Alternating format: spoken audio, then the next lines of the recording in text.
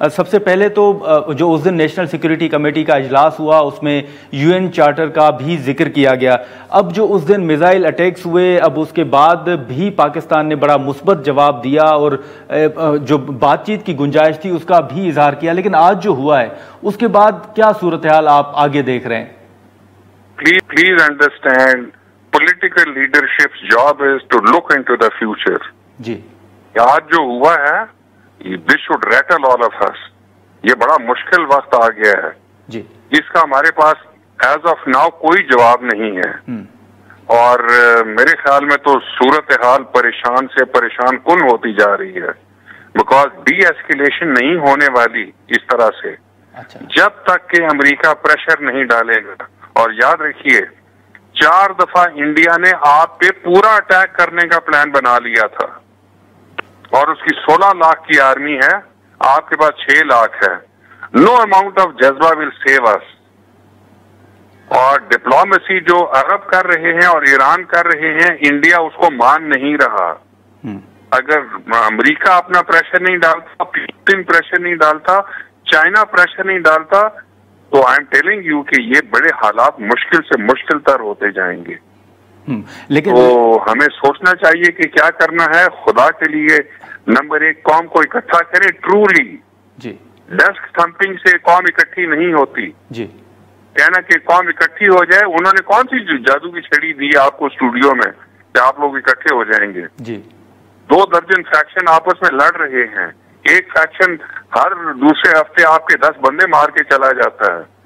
ये रेकनिंग और इंट्रोस्पेक्शन का टाइम है, वरना आई एम नॉट सीइंग कि ये escalation any time it is reducing any time soon. लेकिन मसूद साहब, जो पाकिस्तान ने सिफारती सतह पर कोशिशें की, आपने देखा कि फॉरेन ऑफिस में तमाम डिप्लोमेट्स को बुलाकर हकायक उनके सामने रखे गए, आप समझते हैं कि वो उससे कोई मुस्बत नहीं है? अच्छा। No, that's not enough. That's not enough. ये देखिए, डिप्लोमेट्स को ब्रीफ कर देना, the test is in eating the pudding. इस वक्त ये जो देखिए, आज क्रिकेट टीम्स वापस जाने वाली हैं पाकिस्तान से, सारे एयरपोर्ट्स बंद हो गए हैं और दैट्स नॉट इनफ। जब चाइना से डिप्लोमेसी करें और प्रेशर डलवाएं, पुतिन से डिप्लोमेसी करें, प्रेशर डलवाएं, अमेरिका से करें और प्रेशर डलवाएं, और हमें आई डोंट नो क्या गिव एंड टेक करना पड़ेगा ताकि हम, वरना इन ये जो ड्रोन्स हैं 400 kph उनकी स्पीड है, 23 kg का वॉर हेड है उसके पास, 1000 किलोमीटर उसकी रेंज है, एंड्योरेंस 9 घंटे है उसकी, और वाइड स्प्रेड हुए हैं मुल्क के अंदर नॉर्थ में। तो अब क्या करेंगे आप? I don't know. लेकिन हमारे पास तो जी मसूद साहब, वो जो आपने टीम्स के हवाले से जिक्र किया, वो तो शायद हुकूमत का फैसला सामने आ रहा है कि टीम्स यहीं रहेंगी पाकिस्तान में।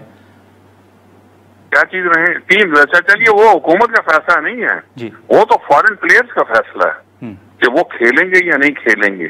हाँ। अब देखिए ना, फूड स्ट्रीट के पास एक ड्रोन अटैक मतलब वहां पे गिरा है, और food street is next to cricket stadium. बिल्कुल। एयरपोर्ट सारे बंद हो गए हैं।